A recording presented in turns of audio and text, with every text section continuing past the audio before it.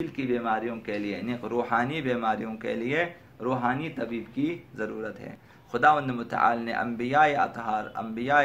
اعظام کو بعنوان طبیب، بعنوان اطباء روحانی ہماری طرف بھیجے ہیں، اور ساتھ ہی خداوند متعال نے کتاب بھی بھیجی ہے۔ پیغمبر اسلام کو تمام انبیاء کا سرور و سالار قرار دیا ہے، تو اس جو ہے جہت میں بھی کہ طبیب ہیں تو باقی تمام طبیبوں کا سالار ہے، روحانی طبیبوں کا۔ تو ہماری جو ہے احادیث میں بھی آقا امیر المؤمنین کے زبانی انہیں طبیب کہا گیا کہ طبیب دوار۔ دوسری طرف خداوند متعال نے قرآن مجید بھیجا ہے کہ جس میں شفا ہے، جس میں رحمت ہے مؤمنین کے لیے۔ یہ آیتیں بھی کل آپ کی خدمت میں ہم نے بیان کی۔ بس یہاں تک بات ہوئی تھی کہ قرآن مکمل شفا ہے روحانی بیماریوں کے لیے، مکمل۔ یہ تمام روحانی امراض کا معالج ہے، قرآن تمام روحانی بیماریوں کا معالج ہے، معالج یعنی طبیب۔ قرآن سراپا رحمت بھی ہے، دلوں کو سلامتی بخشتا ہے، دلوں کو صحت عطا کرتا ہے، اور اخلاق حسنہ کی طرف انسان کی نصیحت کرتا ہے، اچھے اچھے اخلاق بتاتا ہے، اخلاق فاضلہ بتاتا ہے انسان کو۔ یہ انسانیت سے بھرپور زندگی گزارنے کا حکم دے دیتا ہے اور طریقہ بھی بیان کرتا ہے۔ تو اس طرح قرآن بھی طبیب ہیں، معالج ہیں، اور راہبر و رہنما ہے، شفا ہے۔ جہالت کے باعث کچھ لوگ یہ سمجھتے ہیں کہ قلب کے گناہ بے اختیار سرزد ہوتے ہیں۔ بعض لوگ ایسے ہیں، ہم میں سے بھی بعض لوگ ایسے ہیں اس دور میں بھی، کہ یہ جو قلبی گناہ ہے، بعض تو ایسے ہیں کہ اصلاً انہیں گناہ تصور نہیں کرتے، مثلاً حسد کو گناہ تصور نہیں کرتے، مثلاً کچھ نفاق ہے اسے گناہ تصور نہیں کرتے، کچھ کفر ہے، بعض چیزوں کو نہیں مانتے، انکار کرتے ہیں۔ یہ نہیں، کچھ ہے، مسلمان ہیں لیکن کچھ نہ کچھ کفر ہے، کچھ نہ کچھ شرک ہے، کچھ نہ کچھ نفاق ہے، انہیں نہیں سمجھ۔ تو بعض لوگ سمجھتے ہیں کہ جو قلبی گناہ ہیں، مثلا دل میں جو کچھ ہوتا ہے، وہ غیر اختیاری ہے، غیر اختیاری ہے، تو ان سے بچاؤ انسان کے بس سے باہر ہے، انسان اپنے دل کو پاک نہیں کر سکتا، یعنی تزکیہ قلب ممکن نہیں ہے کیونکہ غیر اختیاری ہے، بعض لوگ کہتے ہیں۔ بس قلبی بیماریوں سے اجتناب ہماری شرعی ذمہ داری نہیں ہے بقول ان کے، کیونکہ غیر اختیاری ہیں، اور پھر ان کے لیے عذاب کا کوئی جواز بھی نہیں ہے۔ جب ایک فعل غیر اختیاری طور پر سرزد ہو جائے تو پھر خدا کے لیے مناسب نہیں کہ غیر اختیاری فعل پہ سزا دیں۔ بعض لوگوں نے یہ بھی کہا کہ یہ محض اخلاقیات میں شامل ہے، شرعی طور پر ان کی حرمت معلوم نہیں ہے۔ قلبی گناہ جیسے حسد، جیسے کفر، نفاق دل کے اندر جو ہیں، اور اسی طرح باقی چیزیں، یہ اخلاقیات میں ہے، اور شریعت میں ان کی حرمت ثابت نہیں ہے کہ یہ چیزیں حرام ہیں، مثلا حسد حرام ہے۔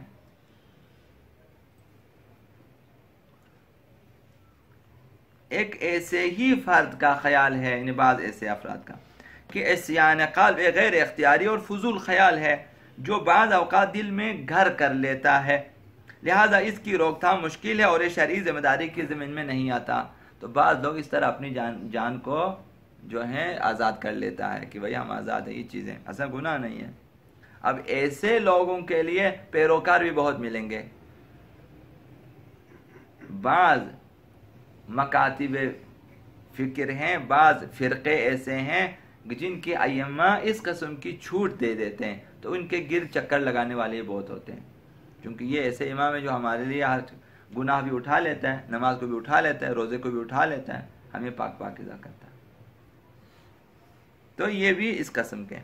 حالانکہ دل کے گناہ اور خیالات میں فرق ہے، دل کے گناہ میں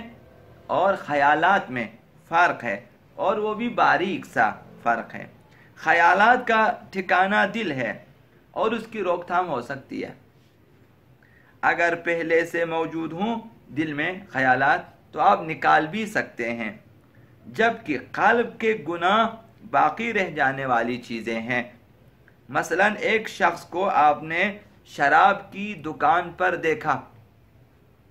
اور پھر اب بدگمانی ہو جاتی ہے انسان ہے، اب یہی قیاس کرتے ہیں کہ یہ شخص آیا ہوگا یہ شراب خریدنے کے لیے، پھر گھر جائے گا یہ شراب پیے گا، اب اس کے بعد شاید اور بھی سوچیں کہ شراب پینے کے بعد یہ کیا کرتا ہے۔ اگر سنیما ہال کے سامنے کسی کو آپ نے دیکھا کہ کھڑا ہے، پہلے ہم یہی کہیں گے فلم دیکھنے آیا ہے، ابھی تو خیر سنیما ہالوں میں حال ہی خراب ہے، تو شاید وہ رکشے کے انتظار میں ہے، شاید وہ کسی دوسرے شخص کے انتظار میں ہے جو سنیما کے اندر ہے مثلا۔ تو اسی طرح پہلے آپ قیاس کرتے ہیں کہ یہ شخص شرابی ہے اور یہ شراب لینا، چونکہ شراب کی دکان پہ آپ نے دیکھ لیا، تو یہ خیال جو پہلے آپ کے ذہن میں آ جاتا ہے کہ یہ شراب لینے کے لیے آیا ہوگا، یہ بلا ارادہ آپ کے دل میں آ جاتا ہے، یعنی پہلے جیسے ہی دیکھا آپ کے ذہن میں ایک خیال آ گیا۔ کسی شخص کو کسی خاتون کے ساتھ دیکھا، پہلے آپ نے کہا دونوں نامحرم ہیں اور غیر شرعی طور پر آپس میں، ممکن ہے محرم ہو، ممکن ہے میاں بیوی ہو، ممکن ہے بہن بھائی ہو، ممکن ہے کہ باپ بیٹی ہو، لیکن پہلے دل میں خیال آ کہ دونوں نامحرم ہیں، دونوں گناہ کرتے ہیں، یہ بلا ارادہ آپ کے ذہن میں دل میں یہ خیال آ جاتا ہے، لیکن اب آپ کی مرضی ہے کہ اسے دل میں بٹھا لیں یا نکالیں۔ آپ اسی پہ مطمئن ہو جائیں کہ یہ شرابی ہے، یہ دونوں نامحرم ہیں اور یہ دونوں گناہ کرتے ہیں، یہ شخص شراب پینے آیا ہے، شراب خریدنے آیا ہے، اسے ہی دل میں بٹھا لیں اور بدگمان ہو کر اسے شرابی، کبابی اور فاسق قرار دیں، یا آپ چاہیں تو نکالیں۔ جب برا خیال دل میں گھر کر جائے تب یہ قلب کا گناہ کہلاتا ہے۔ جب دل میں بٹھا لیا آپ نے، اب اس کے بارے میں فیصلہ کیا کہ یہ شرابی ہے، یہ فاسق ہے، یہ نامحرم کے ساتھ جا رہا ہے، جب دل میں بٹھا دیا، اطمینان کر لیا آپ نے، یہ گناہ ہے، ورنہ آپ نکال بھی سکتے ہیں، کیونکہ بدگمانی بھی ایک طرح کا گناہ ہے۔ آپ اس خیال کو شیطانی خیال قرار دے کر، شیطانی وسوسہ قرار دے کر اس شخص کے ہاں جو شراب کی دکان پہ کھڑا ہے، جو سنیما ہال کے سامنے کھڑا ہے، یا جو کسی خاتون کے ساتھ ہے، آپ مثبت پہلو بھی نکال سکتے ہیں اس کے بارے میں کہ یہ شخص شراب کی دکان کے قریب ایسے ہی کھڑے ہیں کسی اور کے انتظار میں، یا مثلا اس قدر کر سکتے ہیں کہ اس کے ہاں کوئی ایسی بیماری ہے یا کوئی شخص بیمار ہے کہ جس کا علاج صرف شراب میں قرار دیا ہے اور یہ مجبور ہو گیا ہے، یہاں پر آیا ہوگا کہ چند قطرے لے کر جائیں، یہ خود نہیں پیتا ہوگا مثلا، یہ کم ترین حسن زن، ورنہ آپ کے ساتھ کسی کے انتظار میں بیٹھا ہوا ہے، یہ سنیما ہال کے پاس رکشے کے، گاڑی کے، بس کے انتظار میں بیٹھا ہے، کسی شخص کے انتظار میں بیٹھا ہوا ہے، یہ جو خاتون اس کے ساتھ بیٹھی ہے یہ اس کا کوئی محرم ہو سکتا ہے، اس کی بہن ہو سکتی ہے، اس کی بیوی ہو سکتی ہے، اس کی ماں ہو سکتی ہے، محرم ہے، اس کی خالہ ہو سکتی ہے، اس کی پھوپھی ہو سکتی ہے، پھوپھیوں کا ضروری نہیں کہ بوڑھی ہو، بعض پھوپھیاں آپ سے چھوٹی ہو سکتی ہیں، ہوتی ہے نہیں، بعض پھوپھیاں آپ بہت بڑے ہیں، آپ کی پھوپھی بہت چھوٹی ہوتی ہے، جی ہاں، تو اب خوشگمان بھی آپ ہو سکتے ہیں، تو آپ کی مرضی ہے دل میں ان خیالات کو منفی طریقے سے بٹھا لیں یا مثبت طریقے سے بٹھا لیں۔ جب منفی طریقے سے بٹھا لیا اور اسے شرابی، کبابی، فاسق قرار دیا تب گناہ ہے، یہ دل کا گناہ ہے۔ یعنی آپ یہ تصور بھی کر سکتے ہیں کہ وہ کسی لازمی امر کے لیے، کسی سے ملنے کے لیے وہاں پہ بیٹھا ہوا ہے، تو ایسے مثبت خیالات سے آپ اپنے سوچ کو بدل سکتے ہیں اور دل کو گناہ سے بچا سکتے ہیں۔ یا پھر کسی کے پاس کوئی نعمت دیکھتے ہیں، کسی کے پاس گاڑی ہے، کسی کے پاس بنگلہ ہے، کسی کے پاس تعلیم ہے، کسی کے پاس زیبائی ہے، کچھ نہ کچھ ہے ان کے پاس، نعمتیں ہیں خدا متعال کی طرف سے، اور فوراً آپ کے دل میں وسوسہ اٹھتا ہے کہ یہ نعمت کیوں ملی اسے، یہ نعمت کیوں ملی، ایک اعتراض ہے خدا متعال پہ، اگرچہ بلا ارادہ ہے، فوراً اس کے ذہن میں یہ خیال آیا کہ اسے یہ نعمت کیوں ملی ہے، آخر اسے تو ملنا ہی نہیں چاہیے تھا۔ یہ جو بعض اوقات ہم لوگ کہتے ہیں، اس کو دیکھو اور اس کے بیٹے کو دیکھو، ایسا بیٹا اس کے گھر میں پیدا ہونا ہی نہیں چاہیے، مثلا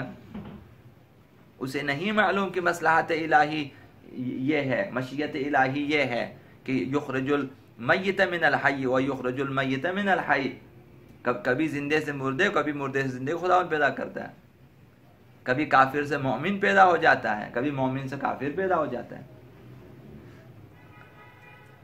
کبھی محمد بن ابی بکر بن جاتا ہے، آقا امیر المومنین اپنی فرزندی میں لے لیتے ہیں، اس کی والدہ سے امیر المومنین شادی کر لیتے ہیں اور اسے پالتے ہیں، اور بعض جو ہے فرزند نوح بن جاتا ہے، بعض جعفر کذاب بن جاتے ہیں، اگرچہ امام معصوم کی اولاد ہے، یہ بھی ہو سکتا ہے۔ تو لہٰذا آپ فوراً اگر ذہن میں کوئی وسوسہ اٹھتا ہے تو یہ وسوسہ شیطانی ہے کہ اسے یہ نعمت کیوں ملی ہے، یعنی خود فیصلہ کر لیتے ہیں کہ اسے یہ نعمت نہیں ملنی چاہیے، اس کو دیکھو گاڑی چلانا دیکھو، اس کو دیکھو یہ بنگلہ دیکھو، اس کو دیکھو تعلیم دیکھو، اس کو دیکھو مثلا وغیرہ۔ اگر اسے شیطان کی پیداوار سمجھ کر علم و ایمان کے نور سے فوراً ذہن کو جھٹک دیں اور خالی کر دیں کہ مجھے کیا، خدا کی مشیت ہے، خدا نے چاہا اسے دیا، مجھے کیا اعتراض ہو سکتا ہے۔ غیر اختیاری اگر آپ نے جھٹک دیا اسے، اس خیالات کو، اور اس کے بارے میں دل کو صاف کر دیا آپ نے، تو پھر آپ کے دل میں کوئی گناہ نہیں ہے، آپ کے ذمے کوئی گناہ نہیں ہے، اس خیالات کو آپ نے ختم کر دیا۔ بعض لوگ پہلی نظر میں جب دیکھا، اب ان کے بارے میں تمام تر فیصلے جو ہیں وہ جو ہے سول کورٹ سے لے کر ہائی کورٹ سے لے کر سپریم کورٹ تک کے فیصلے اس بیچارے کے بارے میں لگا لیتے ہیں،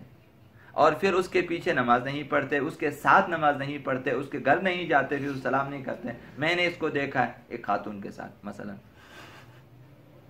ان بغیر پوچھ، یہ یعنی آپ اسے ترتیب اثر دیتے ہیں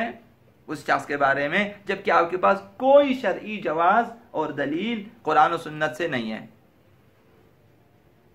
تو اب یہ قلبی گناہ ہے۔ آپ ترتیب اثر نہ دیں۔ آپ نے شراب کی دکان کے سامنے کسی کو دیکھا، حتیٰ دکان کے اندر بھی اگر دیکھیں، جب تک آپ نہ دیکھیں کہ یہ شراب پیتا ہے بے بندوباری کے ساتھ، اس وقت تک آپ کو ترتیب اثر نہیں دینی چاہیے، اس وقت آپ اس سے الگ ہو سکتے ہیں۔ یہ محض غلطی سے دکان کے اندر بیٹھا ہوا، یہاں اس کا کوئی جاننے والا اسے بلانے کے لیے یا کسی کی نصیحت کرنے کے لیے، یا مثلا کسی مجبوری کے تحت آیا ہے۔ آپ ابھی دیکھو، اس کو ہم نے شراب کی دکان پہ دیکھا ہے، نہ ہم اس کے گھر جائیں گے، نہ ہم وہاں سے کھائیں گے، نہ اس کے ساتھ دوستی کریں گے، جس مسجد میں یہ جائے گا ہم اس میں نماز نہیں پڑھیں گے وغیرہ۔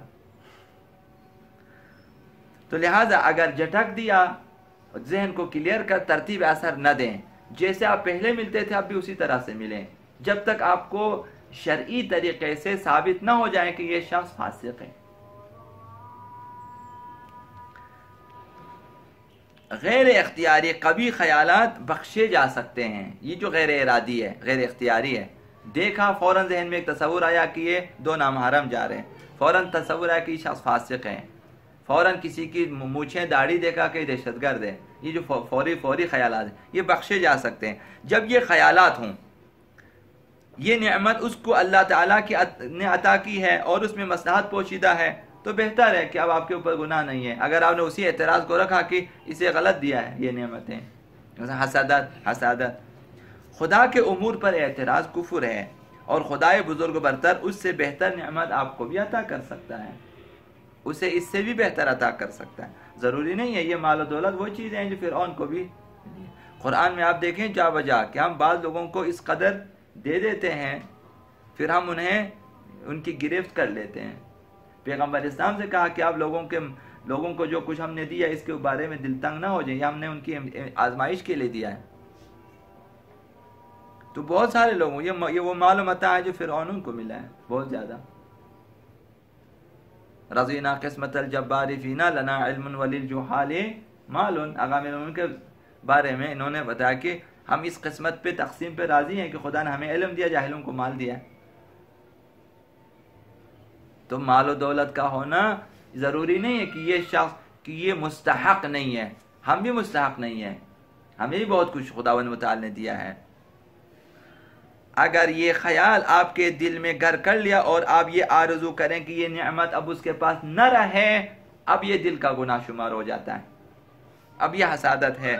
تو سمجھ لیں کہ آپ کا دل گناہ میں مبتلا ہو گیا, اسی کا نام حسد ہے. اگر آپ کسی شخص کے قول یا فعل سے آپ کو تکلیف ہوئی ہے تو آپ کے لیے ممکن ہے کہ آپ اسے نظر انداز کریں یا انتقام پر اتر آئیں. اگر انتقام پر اتر آئے اور اسے حد سے زیادہ تکلیف دیں تو آپ کا دل ایک عارضے میں مبتلا ہوگا. اس نے ایک گالی, آپ نے 10 گالیاں دی. اس نے ایک مکہ, آپ نے 20 مکے. مثلا یہ دل گناہ مبتلا ہے چونکہ آپ نے انتقام میں بھی ظلم کیا ہے. انتقام میں بھی ہمیں الحر بالحر والعبد بالعبد والانثى بالانثى اس طرح سے ہیں. السن بالسن والجروح قصاص, العین بالعین والاذن بالاذن والسن بالسن, کہ آنکھ کے بدلے آنکھ, کان کے بدلے کان, دان کے بدلے دان. اور اگر زخم دیا ہے تو زخم کے بدلے زخم, اس کا قصاص ہوتا ہے. ہمیں ظلم کرنے کا حق حاصل نہیں ہے. اولاً تو گالی دینی نہیں چاہیے, اسلام نے کچھ اور سفارشات کی ہمیں, تو بعض لوگ اس میں بھی ظلم کرتے ہیں. اب ایک اور عارضے میں مبتلا ہو جاتا ہے کہ انتقام کی آگ میں آپ آگے بڑھ جاتے ہیں اور زیادہ ظلم کرتے ہیں, تو اب دل میں کینہ بھی پیدا ہو جاتا ہے. کینہ ایک پوشیدہ دشمنی ہوتی ہے کہ انسان پھر دوسرے سے زیادہ انتقام لینا چاہتا ہے. گمان, حسد, عداوت, اب یہ 3 باتیں ہو گئی. ان تینوں کی مثال آپ کے روبرو ہے. یہ دل میں باقی رہ جانے والی چیزیں ہیں اور یہ آپ کی قدرت میں ہے کہ آپ انہیں دل میں جگہ دیں یا نکالیں. اپنے لیے بہترین دلیل تلاش کریں کہ ان باتوں کو دل سے نکالیں. اگر اسے خدا نے بے شمار نعمتیں دی, مجھے کیا؟ ہمیشہ اپنے بارے میں فیصلہ کریں کہ میں یا مستحق نہیں ہوں ان نعمتوں کا, اس لیے خدا نے نہیں دی ہے, یا پھر خداوند مجھے آزمانا چاہتا ہے, یا پھر وہ مال و دولت میرے مصلحت میں نہیں ہے کہ مجھے نہیں دیا, اس کے ہاں مصلحت ہے, خداوند متعال نے مصلحت کے تحت اسے دیا ہے, تو مجھے کیا اعتراض ہو سکتا ہے؟ اپنے دل کو صاف کر سکتے ہیں. سرسری خیال اگرچہ کفر پر ہی کیوں نہ مبنی ہو, چونکہ غیر اختیاری ہے اس لیے گناہ نہیں ہے. کبھی آپ سوچا کہ شاید خدا نہ ہو, مثلا سرسری خیال, تو یہ چیزیں جب غیر اختیاری, تو انسان کے بہت ساری چیزیں ذہن میں غیر اختیاری طور پر آ جاتی ہیں. جنسی گناہ بہت زیادہ انسان کے ذہن میں پیدا ہو سکتے ہیں, خیالات البتہ. جب اس پر آپ اثر مرتب کرنا شروع کریں, اب اس کے بارے میں آرام سے آپ تسلی سے بیٹھ کر سوچنا شروع کریں, اس حد تک کہ آپ اب اختیاری اور با ارادہ اس کے بارے میں سوچنا چاہتے ہیں اور سوچتے جاتے ہیں تا ان کے ایک نتیجے تک پہنچے, تو پھر گناہ ہے. یہ نہیں سمجھے؟ گناہ کا خیال, گناہ پچھلے میں جب پڑھا تھا تو گناہ کا خیال تو گناہ نہیں تھا نا, گناہ کے بارے میں سوچنا. میں عرض کر رہا ہوں, کبھی آپ نے دیکھا ایک خاتون کو, آپ کے ذہن میں کچھ خیالات آ جاتے ہیں, اب یہ غیر اختیاری ہے, آپ جھٹک سکتے ہیں اسے. ممکن ہے کہ آپ اسی کو بنیاد بنا کر اس کے بارے میں سوچنا شروع کریں. اب سوچنے میں تو اس کی ضرورت نہیں, ایک دفعہ دیکھ لے وہ تصویر کافی ہے. اب اس کے بعد وہ خاتون آپ کے سامنے نہیں, اب آپ اس کے بارے میں سوچنا شروع کریں. سوچنا شروع کریں مختلف چیزیں اس کے بارے میں. اس کے ساتھ شادی کرنے کا سوچیں, مثلا اس کے ساتھ جو ہے جنسی گناہ کا سوچیں, اس کے بہت کچھ. یہ جو آپ اختیاری طور پر سوچتے جاتے ہیں اب اس کے بارے میں, یہ گناہ.